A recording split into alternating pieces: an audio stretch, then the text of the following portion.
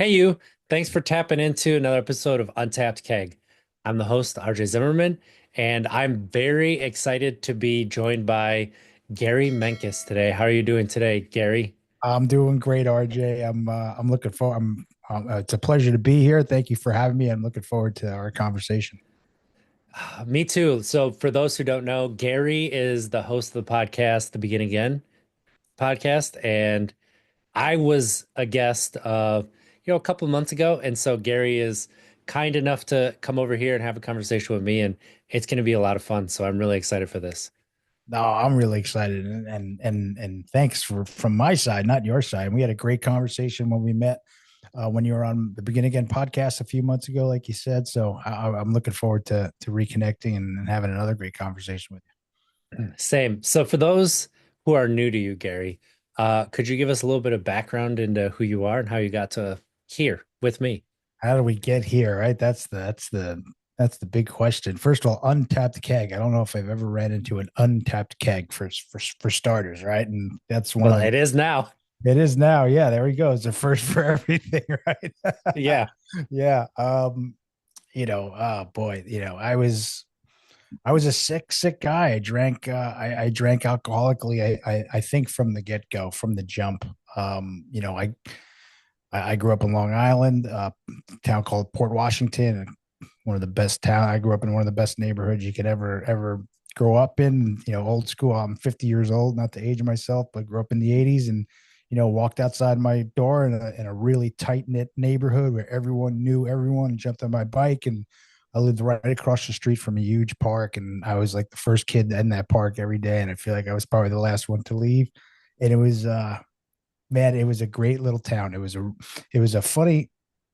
like a diverse town in the sense where, where I came from, it was like kind of blue collar and not kind of, it was kind of a little rougher area, I guess. I say that, RJ, I didn't know. Like, Hmm. it was never like, I was never knew any different.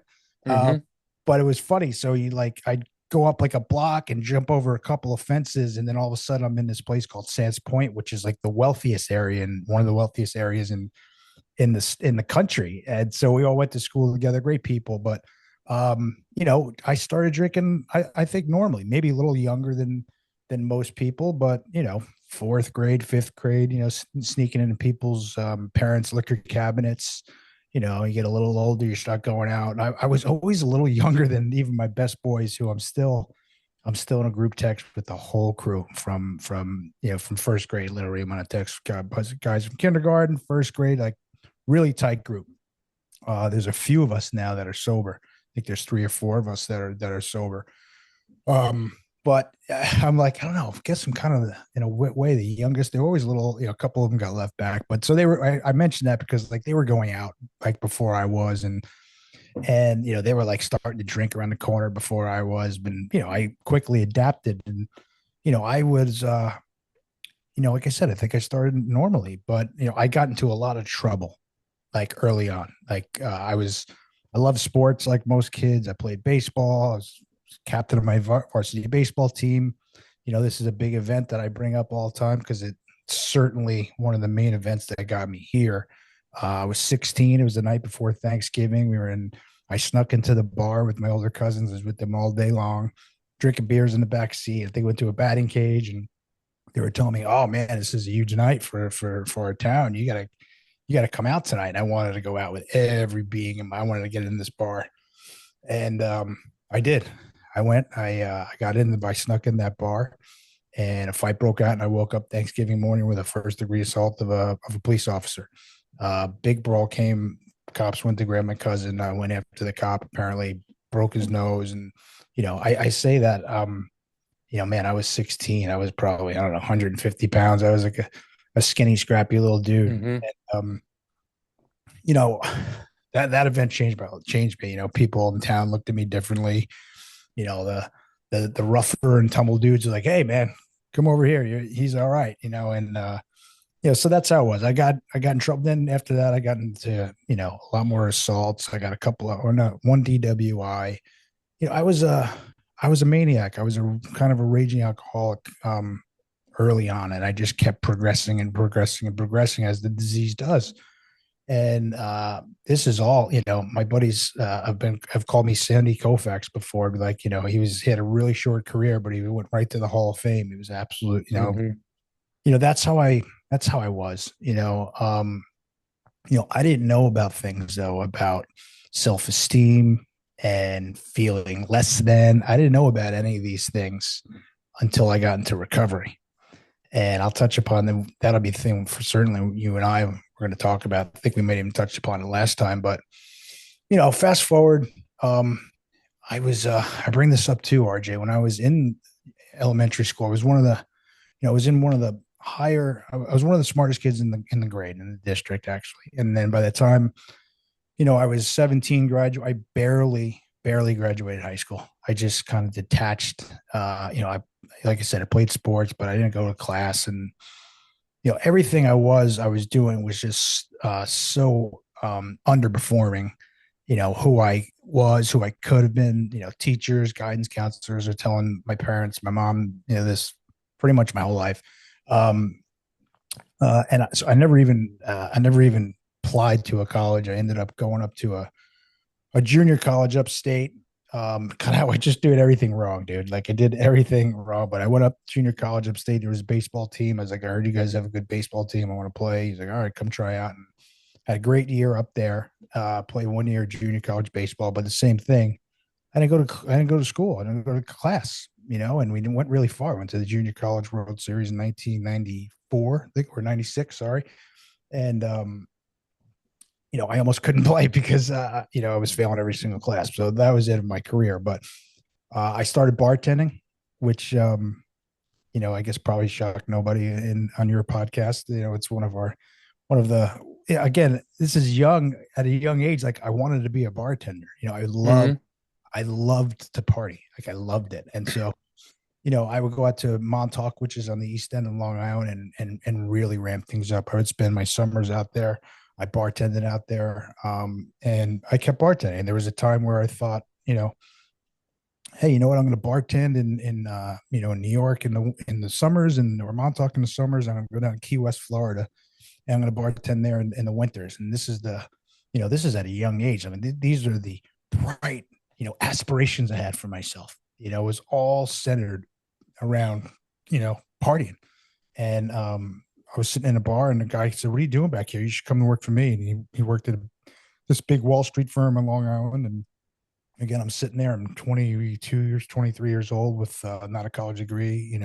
My friends are doing all other things that adults start to do, like getting married and having mortgages and car payments and doing adult things, and I'm stuck, and I'm feeling worse and worse and worse about myself, even though at the time I don't articulate it, I don't understand it. But long story short, there I I do go take the guy up on his offer, and I get my license, I get my Series 7, and I ended up I'm in like at this Wolf of Wall Street type firm, and like really close, probably the same guys as Wolf of Wall Street, honestly, on Long Island. And but I took my tests, and I was like, these guys are crooks, and so I'm not staying, but I'm going to try to do something with this test. And I get my foot in the door. I started dating this amazing girl, and her older brother, worked at one of the biggest Wall Street firms, in on the street, and he got my foot in the door at Solomon Smith Barney.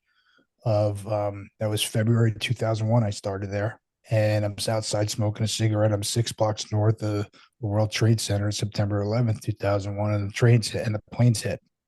And I bring that up all the time too, and that really affected me in a way too. Like I always thought, I wanted to have a family at least one day, and that kind of brought me down. I didn't want to bring kids into this, where I really went really dark place. And when I say dark, I just started ramping things up. I started drinking more, around the clock.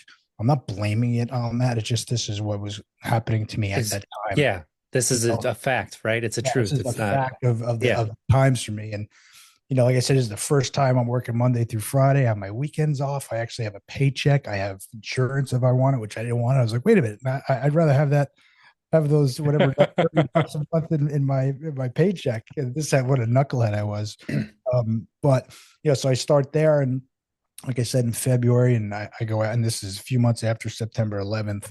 I go out on a Thursday night with some guys. At this point, I love to isolate, RJ. Like, I was a professional isolator. Like, I would go out with a bunch of dudes, even my best friends too at this point, and I would just Irish exit and just leave. I just love to be by myself. Go find a dark bar, no windows, a jukebox, and just go and get dark. And like that's like where I love to do. And so I didn't show up. I didn't show up the next day. I didn't call anybody. I went on a real bender. I was out all weekend, Saturday, Sunday, Monday. I'm still going at it because I know I'm missing work and I'm probably going to get fired. And so I just keep going and keep going. And I guess I'm home at one of the, I guess Tuesday or Wednesday. I get a knock on my door and I get like served, and I open it, and it's like a FedEx, and it's sealed. I had the sign for it, and it says, Gary, this is Solomon Smith Barney. You need to contact us. Like, if you don't contact us today, like, you're fired, you're terminated. We don't even know where you are. And so I thought quick on my feet, and I picked up the phone. I said, it's Gary. I'm alive. Yes, I'm alive. And I said, I have a problem drinking. I need to go get help. And that same girlfriend came over. She started doing some research, and she found an amazing place in upstate New York. It was called St. Christopher's. They call it the Miracle on the Mountain. And I went up there for 30 days. And, I love to tell you that, I found it, and I found the solution, and everything was great then, but I just kind of hid out there for 30 days up there. Like, I was kind of escaping life, I guess, for those 30 days. All I remember mostly is, smoking cigarettes, smoked a couple of packs a day every day. I read a lot of books. But the first night I was there, I had to go to a meeting, and I'm sitting in a room, a circle, and I can remember as clear as day right now. It got to me, and I had to raise my hand and say, I'm Gary, I'm an alcoholic. And RJ, when I tell you I thought my life was over, I thought my life was over. It's like, look at where you got yourself now. Like, look at where you are now. And so that was April of 2002.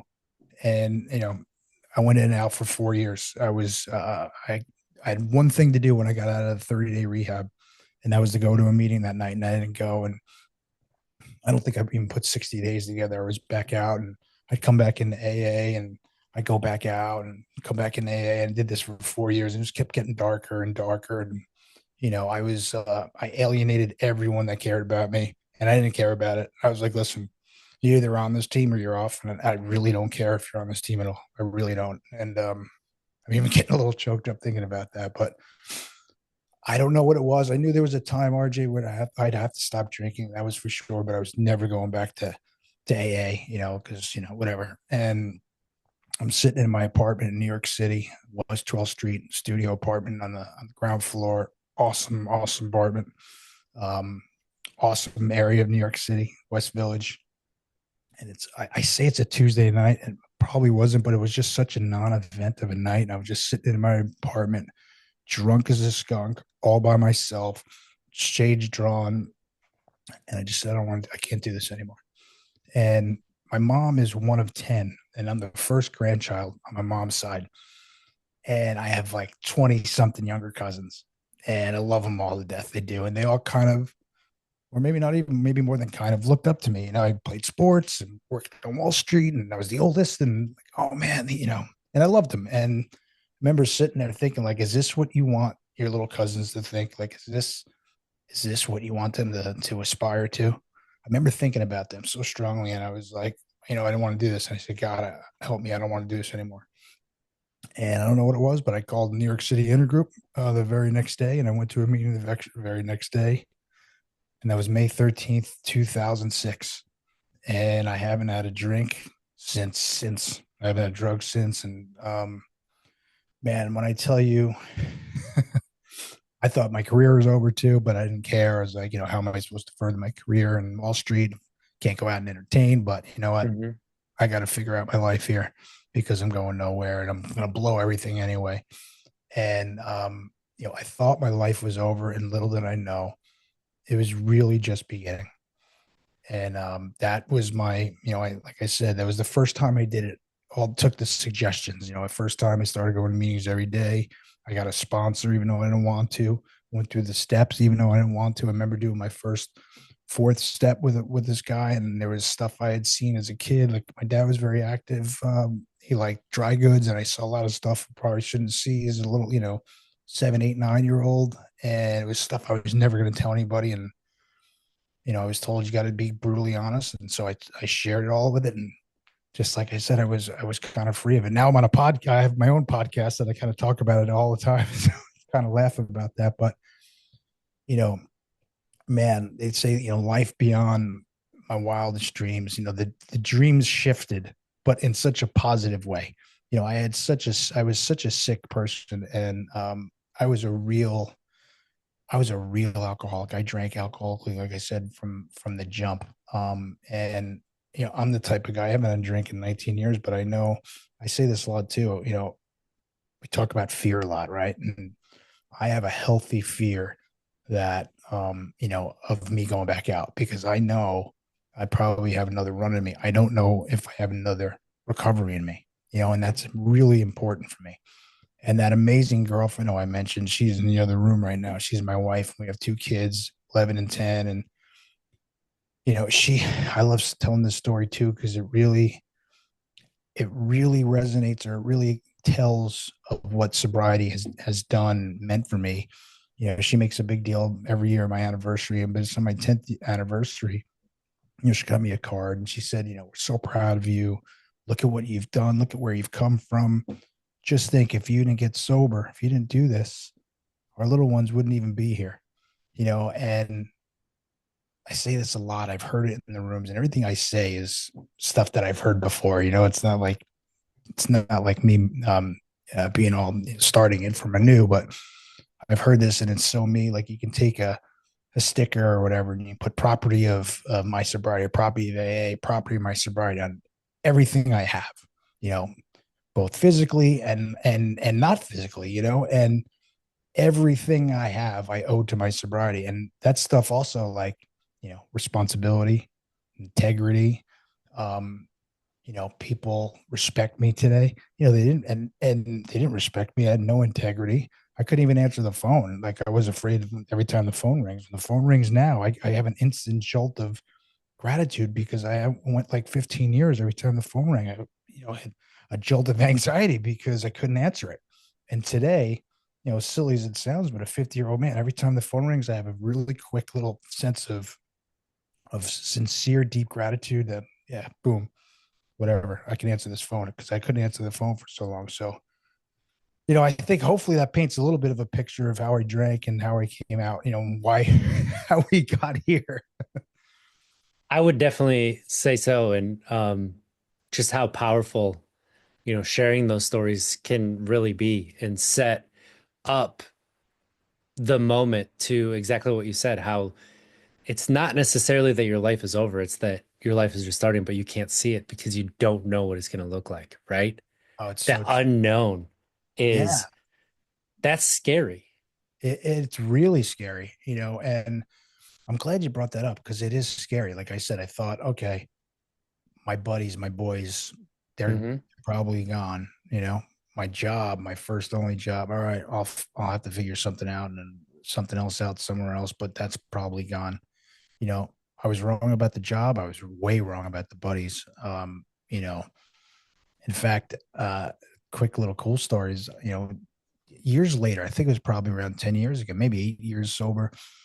I took a chunk of time, at least in my own head, like that first year. I just, I just, honestly, all I did was go to work and go to meetings. They just give a pamphlet in Hmm. New York City, and I'd be at work, and I'd be like, all right, where am I going? And I go to two meetings, maybe even three a night. And that's all I did. And looking back, what an awesome year that was. But when you're in it, like you said, it's all unknown. There's all strangers. Everything, it's going against all my instincts. Like, if some guy comes up and says, "Hey, man, cool that you shared, but here's my phone number. You need to call me tomorrow." Like, every instinct in my being is like, dude, you got the wrong guy. Take your phone number and, take a walk. And Hmm. this time I was like, you know what? It works for these people. It doesn't make sense. I don't know. It's not working for me. I'm going to do it. Like, I have to do it. And so it is scary. It's scary thinking you're going Hmm. to lose your, whatever, this one. Again, you're coming from a guy with no college degree, no nothing about, no background, of getting a real job, I guess, and this is my only shot. And I probably already, I'm lucky I saved it, but I'm probably gonna lose it now. Like I certainly can't, I can't further my career. My boys, Hmm. what is that gonna look like? I don't know, but I was at such a place where I just needed to take care of myself, and to no coincidence, less than 6 months after I'm in sobriety, I get not only keep the job, I get promoted to a role of production where, geez, that was, what year was that? 2006. And here we are, almost 20 years later, I'm doing the same thing. I'm doing it from work, but I'm in the same industry. I'm covering some of the same people. My boys are my boys still. I've helped some of them. Hmm. There's other extensions. People, everyone knows I'm sober, and now they know this podcast, and which is a beautiful thing because it gives exposure to, hey man, like go give Gary a call. And there's nothing better. And I know you do it for a living, but there's nothing better than getting a phone call. Hey man, like, can you meet me for a coffee? Buddy, a guy I haven't seen right before I moved down here. Like, I haven't seen him in probably 15 years. And we were boys, he moved, I moved, and things, we just weren't connected, and he's in a troubled spot. And, he gave me a call, and now we talk all the time. And so, you know, it's, and I need to remember that because you did say it is, and it is scary, but I've come to such a huge realization, and I call it, like, I've been given this gift of an open mind because so many things I thought were just wrong. They were wrong. So it's, I look at a lot of things today, RJ, like, just because you think it's that, Gary, like, take a step Hmm. back and take it all in, because you seem to have been wrong many times before. So it's like I said, a gift of an open mind is really, it's an important thing, especially when I was such a tunnel vision, alcoholic as I was. Like, there was just, Yeah. couldn't see anything else. Yeah. And something you brought up, Gary, that is such a great help that has helped me take a lot of different steps that I wouldn't have taken is along those same lines is what if I'm wrong? Right? Like when I'm stuck in that one mind, it has to be this way or else it's not right. Well, what if I'm wrong about that? Yeah. What if it looks different? What if there's something else that this could be, right? And that Right. that allows me to look at it with a little bit more courage and be like, yeah, well, I think worst case scenario, if I'm wrong about this, I can go back to doing what I was doing. Right. That doesn't sound so bad, Yeah. right? Like if that's the worst thing, that doesn't sound like it's that bad of a worst thing. Absolutely. Yeah. I agree. And that's not just, in sobriety and drinking and not drinking. That's like, it's extended itself. Like so many things Yes. in sobriety have Yeah. extended themselves to other areas of my life. Whether it be health, like, I start my day on my knees in prayer. Like, I wasn't doing that 19 years ago. I end my day in prayer. I have a deep relationship with a higher power. Besides foxhole prayers, like, get me out of this one, I'll never do this one again, only to do it the very next night or next week. Like, I have a real relationship with a higher power. I meditate. Mhm. I try to meditate almost every single day. It's a sometimes it's a challenge, but I'm getting better at it. And all these things, health, wellness, I love to hike now, exercise, all this stuff, like taking care of ourselves. This is all, to me, part of this, this beautiful umbrella. Like, I love the there's a quote. I don't know if it's Tommy Lasorda's quote, but it was like, everything you ever wanted is on the other side of fear. And that, to me, is, obviously, it's so broad. It's broad in business, it's broad maybe in sports. It certainly makes sense to me in the sobriety, Yes. and Absolutely. what we're talking about also. A lot of the times when we, at least speaking for myself, when we have that closed mind or we're not open, it's because there's a fear attached to it, and so Hmm. you need to step back. And I'll make amends too, these days. Like, I and sometimes they're I've heard, everyone knows that I got sober in AA, and I swear by AA. I love AA, but I'm also in the camp, like, I don't care how you get here at all. I don't care what's worked for you or what hasn't worked for you. Like, if you need to be here, like, we're on the same team. Like, if someone asks me Hmm. how I got sober, I'm going to tell them, right? But Some other people do other routes, like yourself, like you. I know you have. Yeah, I was a stubborn asshole and that route worked for me. But guess what? That doesn't work for everybody. And that's okay, right? It's the Like, same thing, right? That's what I mean. It's the same thing. We yes. know people like, oh, you're doing it wrong. Like, no, you're not Yeah. doing it wrong. Okay, you're doing You know, whatever that's you can that for yourself. that's that carpenter mentality Right. that you just do what works. Do what works for you. That's what it's about, right? And that's what I tell people like being a coach and in this space. And this isn't just, your relationship with alcohol, your relationship with a drug or, a habit. Hmm. This goes to so many other spaces like healing your wounds, like looking at your traumas, like Hmm. feeling your emotions and everything. There's only one right way. There's only one right way to get to all of this, to get to enlightenment, to get to inner peace, to, understand yourself. And Yeah. that's the way that works for you. Yep. So don't listen to exactly how somebody's doing something, but find that theme, try it on and see what works for you. And if it doesn't work for you, that doesn't mean that nothing is going to. It just means that that way didn't work for you. And that's all it really means. I couldn't agree more. I agree completely across the board. And I think we were talking about just offline, right? Like sometimes I can go down rabbit holes and like start beating myself up and be like really in my own head, right? Yes.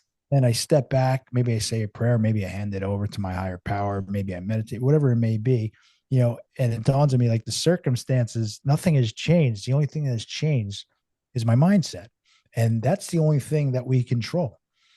And that sounds all easy and sounds like such a piece of cake. But when we're wired human beings, it takes, at least for this guy, sometimes it takes some time and some effort and some work to get there.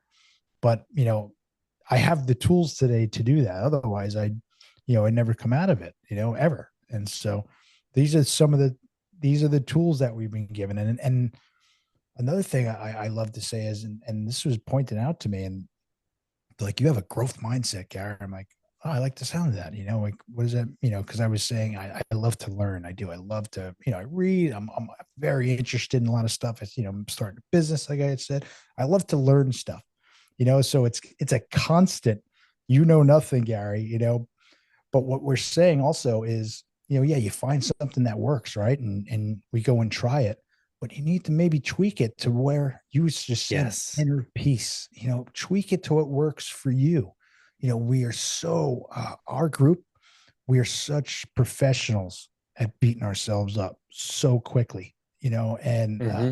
that's across the board for so many of us, and I'm not speaking of school. It's so many of us, I know too many of us that's like, that's where we're hardwired. Like, Hmm. that's our default. I Hmm. suck. One buddy says, all roads lead to I suck. Like, I get that. Like, that I can resonate with that, but I could step back and be like, that's bullshit. And my other buddy says, tell yourself a good story. That's one I use a lot. Tell yourself a good story. Why am I telling myself such a bad story? We're wired that way. Or I'm wired that way. So, I don't necessarily wake up like that, but I do have some tools that, for me, I start the night before, meditate on the way into bed, and it helps me the next day. It puts me in a better mindset. But there's so much to all of this. But we start. Yeah.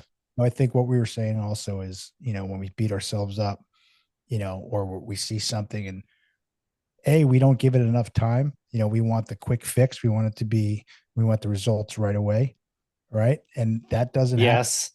Like, I've been doing this a lot, RJ, and the compound effect, right? So I've been like Hmm. compound effect my life, like the compound effect, obviously finances, but the compound effect of spirituality and our sobriety, like it's the small little pieces every single day. And when we're comparing ourselves to other people, which is certainly part of the reason why we want the, oh, look at that guy, look at RJ, he's successful, he's been, look at, look at his coaching business, man, I want to be a coach. And they start, and and they don't see the results in a week, they don't know what you put behind it, right? And so Yes. stop comparing, find what works for you, as you just said. And I think Hmm. one thing also is, I think we're all looking for that inner peace, that contentment. I think at the end of the day, that's what we're really after. I agree with that. I agree with that so much. And you said something that like sparked an idea too of, you said we're all hardwired for that, right? And it's like, so in my mind, I'm like, oh, are you talking about sobriety? Are you talking about being a dad? Are you talking about being a man? Are you talking about like Right. there's so many aspects that go into that that's so real that Yes. um I don't know if you know the story or not, but what started my trip down changing my mindset and specifically my self-talk. My kids, they were either 2 and 3, 3 and 4. They come running in after I recorded a podcast and they yell, "Daddy, I love you." And my first thought, it was so quiet, I almost didn't catch it. My first thought was, how could you love such a piece of shit? What is wrong with you? Remember this? I do. Yep. And I was like, why am I holding it against my kids that they love their dad? And it's just like in that moment. And that was 7 years after I quit drinking, 8 years. Like, Yeah. and all of a sudden I hear it and it's like, whoa, there's some work to do there. Sure. And that was when it was like, okay, I found something else to learn about, to figure out about myself and where I can go to. And one thing that helped me that you mentioned earlier that I'd love to hear your story about is self-esteem, self-worth. Yeah. How were you able to build that? If I'm being completely honest, which I am always honest, especially coming on these, it's still a work in progress, and Same. I say that because the bulk of that statement, though, RJ, resides in my head. Like I had a conversation fairly recently with someone I love very much, actually, my mother-in-law, and I was telling her, I was like, I have sometimes I have problems with self-esteem, and she's like, "What do you mean?" Like she couldn't believe it. She sees the podcast, she sees all the stuff I do. That's in our head. But when I was out there, I didn't realize, like, I didn't know what I didn't know what no self-esteem, I didn't know what it meant. I didn't know what shame Hmm. like really, really meant. I didn't know what any of it meant. And I'm like I mentioned when I first started, when I started doing work on myself, like I mentioned before, fear, right? Like, Hmm. man, if you saw me, 19, 20 years ago, I don't think you would attach the word fear to me. Like that's, I certainly didn't act like I had a lot of fear. I act pretty fearless and, really ballsy. And like, I didn't give a F, all the time. I didn't care about myself. I didn't care about anybody else around me, and then the more I drank, that was just, magnified. Hmm. And then, when it was brought to my knees and I started doing this work and I started doing that step work, you know, man, I couldn't believe it. Like I put fear on every single line, everything I wrote down. I could be fearful of what RJ thinks of me. I could be fearful of someone out there listening, like the fraud police, all this stuff I can tell myself. I could put fear on almost everything. And so that was really eye opening. And, I think that's where, the sort of deconstruction, the knocking me down and starting to build back up, began. And, what does that mean today? It means, I had it too. And I'll do one other thing about self-esteem too. And, you know, I mentioned earlier, I was in this, I worked in one of the biggest trading desks on Wall Street, in the late, early 2000s. And, to me, I was surrounded by, multimillionaires, and I have nothing. I'm still like barely, and no shit, excuse my language, barely able to, like, pay, the subway fare, like living paycheck to paycheck. And everyone's around, they're Ivy Leaguers. Everyone's better than me. Everyone's better than me. Everyone's smarter than me. Everyone's, better looking than me. Everyone, I thought I was a decent athlete. Everyone who played, they're all better. Everyone is better than me. Everyone. And I still have that. Like that still shows itself, from time to time. Like I had a breakfast meeting with a man that's going to help me with my taxes and some investments, yesterday morning. He's older than me, and I'm sitting there and I'm struggling. I'm like, I don't belong here. I'm not good enough to be having this conversation. But the tools are that's first of all, it's just such BS. It's not true at all. Hmm.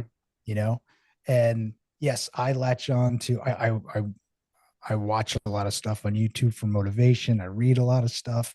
You see all the sports pictures behind me. I like to take, all the guys behind me, they're all like the hardest working guys in their respective careers. Like Michael Mhm. Jordan.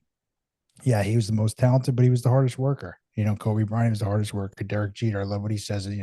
There's no substitute. People could be more talented than you, but there's no excuse for anyone working harder than you. So it was brought to my attention early, and they must have seen it when I was on this desk. And they're like, Gary, the guys around, they put their pants on one leg at a time, just like you do. Like go easy on yourself. And so I have this whole kind of, you know, constantly kind of talk myself in a positive light. And when I say I still struggle with it, like it's light years ahead. And the struggles, they're minimal. I know they're all in my head. That stuff about having an open mind, it also means it's like the subtle art of not giving an F, but in that sounds, like bad, but it's not. It's like, dude, we're two human beings. Like Yes. imposter syndrome, like, right? Like Yes. imposter syndrome is real. Like, Yes. It absolutely is. it is. Like I do a podcast, right? And RJ, I started this podcast and it was going great. Like I'm having a great time, meeting great people like you, having amazing Mhm. conversations, and I'm reaching some people. People are DMing me. Then I'll be like, I'll go through like, who do you think you are? Who do you think you are to do this? And I'll go. There's been times, especially early on, and that's the new stuff. Usually, I like still have it. I still have that question. Yeah. Like 250 episodes later, I will 250. still, it's like every 15 episodes, I'm like, that question comes up. But then I go have a great conversation. I'm like, oh my god, that was awesome. That's why, like that's why Hmm. I'll get, the guests will say, man, that was awesome. I really enjoyed that. And that's really what it's all about. I say again, back to my prayers, and this is part of the whole like self-esteem issue or thing with me is I keep it simple, like keep it simple, stupid. And when I start my podcast and right before I came on here, RJ, I say a quick prayer. I say, God, please let me reach one person out there. Let me help one person. Let me serve RJ. Let me be a great guest for him, and let me serve his audience. And then that's it. And uh, I come back to it, and I say this to even people in my family when they're struggling, like or they have something big come up, a big meeting. I say, just go be yourself. Just go be yourself. Like, and and that's just the truth. I saw something the other day too. It was a sales thing. It was one of these sales things, and the guy was super. I guess he was some famous salesman and killed it.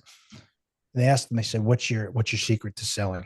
And he just, without even blinking, he said, "The secret to selling is being 100% completely honest at all times. That's the secret. There's no scripts, there's no anything. Just be authentic, be yourself. Again, people just starting out, if you're young 20s and you're trying to make it, like that's hard to grasp, right? But if you're just authentic and you just go be yourself, the people will be attracted to you that you're supposed to be attracted to. And I believe that, like, I know that. I just know that is a fact. But it comes back also, if we're talking about business, I guess, is like that compound effect. It's like working out. Like, you can't start, exercising and give up in 2 weeks in. It's just little brick by brick every day, Hmm. one brick, and then a month later you have the beginnings of a wall up. Yes.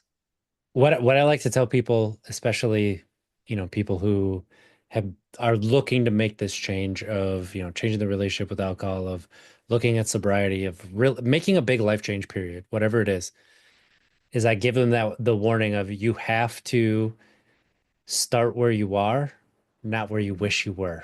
So if Yeah, you look where you wish you were and you think that that's where you're starting from, it's not going to work because you are going that gap that's in between there is going to keep you down. But if yeah, you know where you're starting from and you understand that where you wish you were starting from is actually your first goal, now you can start working your way to it, right? And yeah. that's so it's so important. Like when like for my self-talk, I looked Mhm. in the mirror, I'm like, okay, what's the opposite? Well, I love you. I'm not saying I love you to myself. Are you kidding me? I hate myself. I even I almost hate my kids that they like me. Like that's how much I hate myself. Like how could they? I'm not Yeah, starting with I love you. well, that's kind of where I wish I could get to. Okay, where can I start from, right? And it's like that place of neutrality. Like, where am I? Yeah, Yeah. I could say that I'm just okay. That's fine. Let's start there because that's miles ahead of hating yourself to that point, right? You know what I do on that also, which has worked, and again, something that I heard. I think there was a guest on my show, and she said, she keeps a little picture of her young self, Mm, 5-year-old self, behind the door wherever she keeps it, and every time she's having a bad spot and bad day or whatever, she looks at her younger self. She says, "You're doing great," and I was like, that just hit me so hard because of, like I said, bad stuff when I was a kid. But mhm. even though I don't have like the picture of myself, like I have it in my mind. Like I have the exact picture, and I'll look back and I'll say, you know what, Gary, doing great, kid. You're doing great. Keep going. Just keep going. As a parent, doing something similar because it's really powerful, and I've done something similar. But anytime my kids are going through a rough time, I Yeah. see myself at that age. Mm. And the question that I ask myself before I act, or, this isn't always before. Like I'm human. Sometimes I act and it's my automatic behavior. So, Of I course. look at it and I get there, but I'm like, okay, what did I need in a similar moment?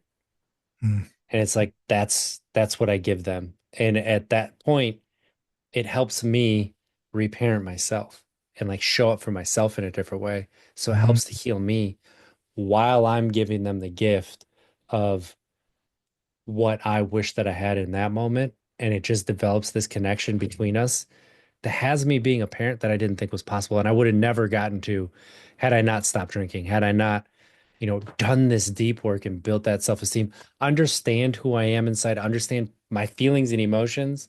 So I'm Yeah. no longer acting from wounds. Like, Mm. man, it's amazing what's possible. I get called out on that, and I never. You just said it was so subtle. You just said no more acting on wounds. My wife, we've been together for a long time. She knows she knows me before, 20 years ago, 19 years ago. She's seen it all, right? And so she knows, like, if something triggers me, she can see it, and she'll be like, go easy. Like, like she knows it's my old, excuse me, it's those old wounds, that chip on my shoulder. I feel like someone's wronging me. It could be something subtle too. Like I'm, let me tell you, Yes, you I'm are. very human. I'm very human too. Right? Like there'll be times, like I said, I start my day in prayer, I'll meditate, and then I'll go and when I was in the city or, jump on the subway and all of a sudden, there's not enough room in the subway line for both me and you. Like, get out of my way. It's like, whoa, where did that Zen go? Like, well, I was such a good spot. Now I'm back to like, old Gary mode. Like, man. But at the same token, back to what we were saying earlier, like, don't beat yourself up. Like, I'm a human being, man. Like, it's okay. Now we have tools when you do when I do mess up, I try to make amends. I laugh. This is fairly recent. I was in the city and I was really tied up at work and I ordered food from pizzerias. I think that's a few months back, but I couldn't get down to get the delivery guy. Like I was like really rocking and rolling, and the guy, they kept calling me. I'm like, give me a minute, give me a minute, and then long story short, I got in an argument with the guy on the pizzeria. He's like, "Hey, pal, you better get that." I was like, he like yelled at him. I was like, "Don't pal me," like I lost it. Hung up the phone, and I was really fired up. And it's such a silly, stupid story, but here's the difference. The very next day, I walked in. Well, I talk about fear. Like this is, I walked into that pizzeria, and this was no like this is big, rough and tumble, Italian dude. And I said, "Hey, man," I said, "My name's Gary." He's like, and he looked at me. I was like, "Yeah, it was me on the phone." And I was like, I apologize. I never should have talked to you that way, and I'm sorry. I hung your guy out to, hung the delivery guy out." And he like looked at me. He's like, "Oh, it's all right, man. Hey, sit down." We ended up like laughing at each other, and then we started talking, and for some reason, I told him I haven't had a drink in 19 years. And my point is, this isn't how I operated, and Hmm. there's no like back to, there's no, I could have just beat myself up for that or for so many other things often and never come out of it. So just like going easy on yourself sometimes, you know what I mean? Like beat ourselves up Yes. for no reason. Like, man, like go easy on yourself. You know, like especially new people out there. Listen, we're gonna mess up. You're gonna mess up. Life happens. You know, like it's not like you just flip a switch, you stop drinking, and everything is grand. You know, but when you zoom out, man, everything is so much better. You know, that saying they say, Yes, Arthur, Gary. Yes, you yes, know, yes, that yes. saying, what is it? A bad day, a bad day sober is better than any good day drunk. You know, Yep. that's for me. And you're talking, so I had a lot of fun too. I had a lot of, Hmm. you know, but a lot of those fun times, like looking back and zooming out again, they really weren't that fun. I had some fun. Yes. I had a lot of Right. fun, but a lot of the other times, like, really wasn't that fun. You know, you just And kept, even the times where I actually had fun, was I actually having fun, or did I just think that I needed to have fun to justify the shit that I was doing, right? So it's yeah. like, and going through that, but you said something that was like, when life becomes like really amazing, Mm. it's when you accept that you're human and it's okay to make mistakes. Like that's when life turns into this amazing experience. Yeah. Yeah. And it's like this whole exercise and like, you know, kind of like I said, go easy on yourself, but like chill out. You know, like I've always been Hmm. kind of good at not taking myself too seriously, you know, and I am for the most Yes. part. Again, when I'm down those rabbit holes and like on the phone with the guy in the pizzeria, like I was taking myself a little too seriously, you know, like give me a break. All right. Like that's the ego we talk about, you know, but man, go easy. Go, you know, truth is life really is short. I know that's such you know, it's not a cliche for me. I had a widowmaker heart attack almost 6 years ago in sobriety, in health.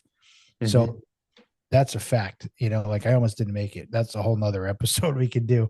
But, you know, life is short. It's too short. But man, we're all gonna have our stuff. We're all gonna mess up. Everyone's gonna mess up. I'm gonna hang up. We're gonna close this out. I'm gonna feel great. And I'm gonna go probably, hopefully, maybe tonight I might get away with it and not do anything wrong. But I'm gonna mess up again soon. And best is to you know make up for it, right? Make a living amends, and it's okay, man. It's okay.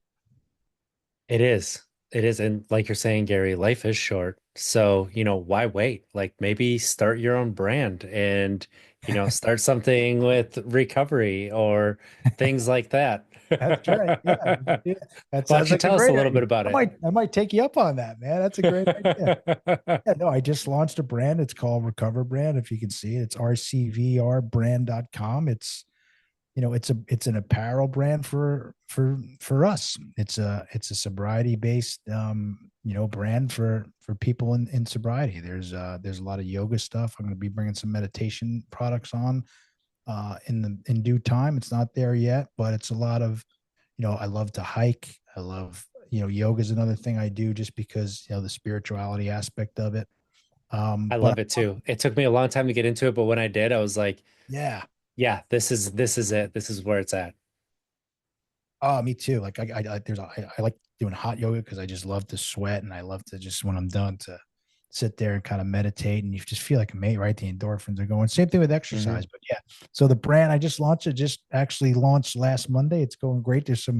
The trucker hats are kind of quote unquote flying off the shelves, but people seem to like it so far. And it's the top of the first inning. There's a lot to come. There's a lot more to do but kind of like the podcast, man, I just had to start, and I think that's another important message for people, whether business or maybe just sober, like just start, man, like just start. You don't have to figure it out. Like you'll figure it out as you go, or maybe you'll never kind of, I think that's another thing is like keeping, like we said earlier, that open mind Ooh, thing. yeah. You might not ever really like, I'm not even sure what that means. Figure it out. Like I think Yes. it's I'm a glad you said that. constant. Yeah, I think it's a constant, like just forever learning process. You know, Hmm. like they tell me in sobriety, and I used to call BS on it. Like, hey man, I miss you. I wish you a long, slow sobriety recovery. I'm like, what are you talking about? Long, slow recovery. You know what? I know what that guy means now. Like it's kind Hmm. of where we just like go easy, man. Go easy. Don't drink today. If you're in AA, go to meetings, call someone else. If you have a coach, call your coach.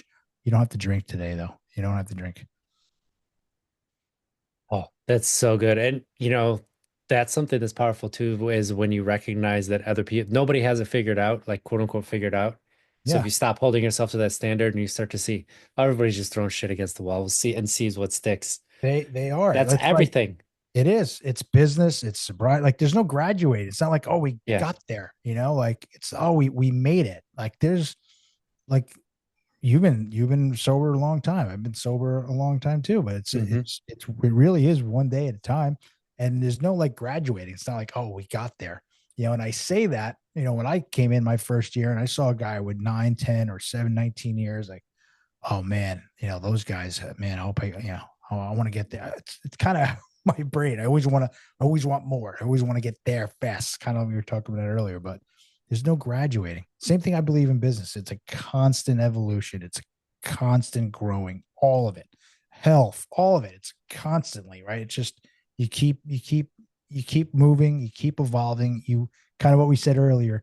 You do what works for you. You make little Yes. tweaks. You make your own little brand, if you will. You make your own little routine, and you own it. And make it yours, and there's so much to learn. There's so much that we can add to it and bring on or cut and whatever it may be, right? There's so much out there.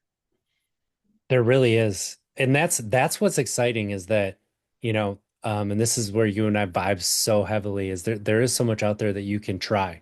Yeah. And that, even if let's say yoga really calls to you, like there's a yogic sobriety practice, right? Like Yes. Yeah. Dharma recovery, I think it's Yep. called. Yeah, it is. And I know. Yeah. so yeah, so there's so many different ways. There's, this the psych way, there's AA, there's I'm this naked mind certified coach, but like, I take a lot of principles from like Buddhism and Stoicism and I apply that. And that Yes. really helps with people. And I've had people on who stopped drinking because they got into Stoicism, because they got into so many different things, like, religion. Yeah. There's so many different avenues. Just explore one of them, see how it feels.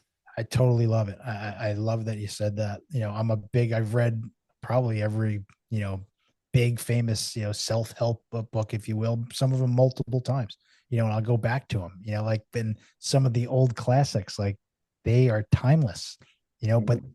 so many of the stuff is intertwined. Everything you're saying, right? Buddhism, the Dharma, all like AA, the big book, like there are so many similar principles. You can be like, whoa, I've heard Yes. that in the big book, or and like Buddha, like me too. Like I am so interested in all that stuff, and that's part of like, you know, like I said, meditation and Buddhism and Zen, and like I want more. I want to learn more. I want to get there, Mhm. But again, there's no getting there. There's no graduating. It's just kind of improving, every day.